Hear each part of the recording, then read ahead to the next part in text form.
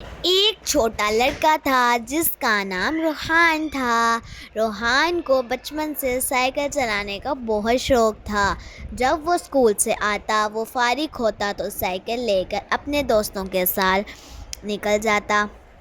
سب دوست مل کر سائیکل چلاتے اور بہت مزہ کرتے۔ ایک دن روحان نے سنا کہ ہمارے شہر میں ایک بڑا سائیکل ریس ہونے والا ہے۔ روحان نے سوچا کہ وہ اس ریس میں حصہ لے گا۔ اس نے اپنے ماما بابا سے بات کی اور ان سے اجازت لی۔ روحان کے ماما بابا نے اجازت دے دی۔ وہ بہت خوش ہوا۔ روحان نے پریکٹس شروع کر دی۔ اس نے ریس کے لیے پوری تیاری کی۔ آخر کار وہ دن آ گیا۔ سائیکل ریس دیکھنے کے لیے بہت سارے لوگ آئے تھے۔ ریس شروع ہو گئی۔ روحان نے بہت تیزی سے سائیکل چلائی اور اپنے آگے والے لڑکوں کو پیچھے چھوڑ دیا۔